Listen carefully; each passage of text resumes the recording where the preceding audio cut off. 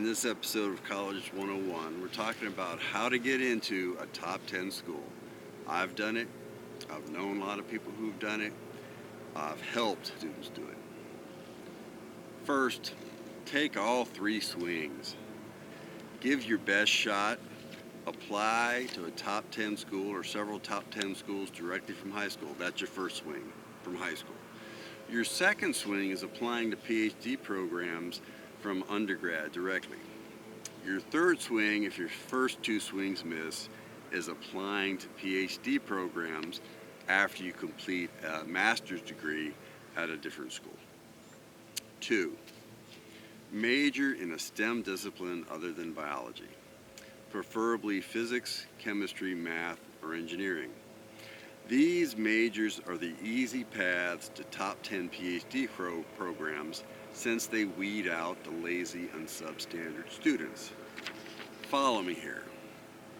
As a high school student, getting into a top 10 undergraduate school is a beauty contest. They don't really have ways to assess students since there's so many students with good GPAs, good SAT scores, lots of extracurriculars, great letters of recommendation, and so on. But if you miss on that swing, there are very few students applying to the top 10 schools applying to the PhD programs after they've done really well in an undergraduate STEM degree. Go to one of the better public universities in your state. In Texas, that's Texas A&M and the University of Texas. In Ohio, it's Ohio State. In North Carolina, it's Chapel Hill and NC State. In Louisiana, there's really only LSU, unlikely to get into a top 10 PhD program or top 10 graduate school from Louisiana Tech, Nicholls State, McNeese State, any of the other public schools in Louisiana. In Georgia, it would be University of Georgia and Georgia Tech. Nearly no one makes it into top 10 PhD programs from the lower 70% of the public schools in a given state. Look for schools, your undergraduate school.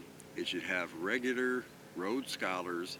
It should also regularly have fellowship recipients for the most prestigious national and international fellowship programs like the Fellowship of the National Science Foundation, the Hertz Foundation Fellowship, the Rockefeller Fellowship, and so on. 4, earn a 4.0 undergraduate GPA. This shouldn't be a problem if you're accurate in your assessment that you're top 10 material. If you're not smart enough, you don't work hard enough to earn a 4.0 GPA at that big state school, you're probably overly optimistic thinking you were top 10 material in the first place. A minuses are your enemy. B's are your enemy.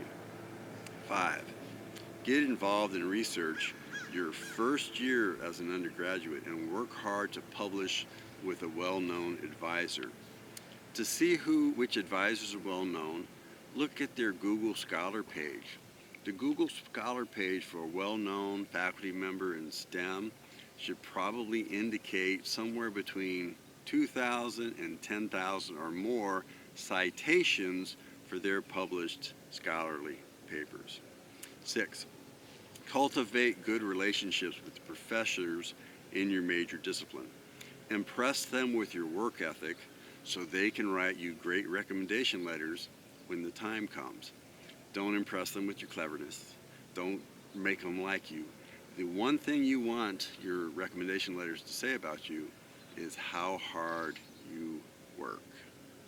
7, prepare for the general and subject GRE tests. The graduate record examination tests are graduate versions of the SAT and SAT and ACT. There's a subject portion which is specific to your discipline, chemistry, math, physics, and then there's a general portion. 8, don't waste much time on extracurriculars and employment other than teaching and research.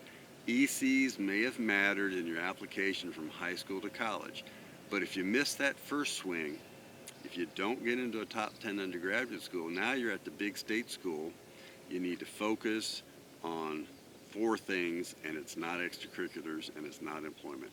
GPA combined with school reputation for academic rigor. scholarly publications, combined with the journal reputation and with your academic advisor's reputation. 3, recommendation letters, combined with the reputation of your faculty authors. And 4, the GRE subject scores. The 9th thing, somebody needs to be praying for the student. It helps immensely if the student has trusted and surrendered to Jesus and committed to spending their life in service of the King of Kings and Lord of Lords. But God has been known to honor the diligent prayers of parents and grandparents and teachers and mentors also. Remember that you're asking a difficult thing. You might join with others in fasting for a specific outcome. Read Isaiah 58 and ask, well, what will it take for this student's light to break forth like the dawn, for this student's healing to quickly appear? 10. Always be thankful for whatever doors the Lord opens, as well as for whatever doors the Lord closes.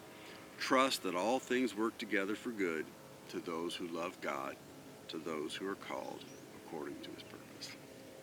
Thank you, Jesus. Written in the Word, in the good, good Word, is a message from our God. Gonna tell you all about how to get to the kingdom, the good life.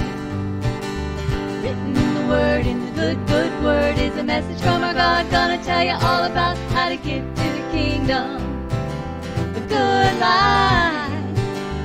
Oh, I love Jesus. La la la la la la la la la la la la la.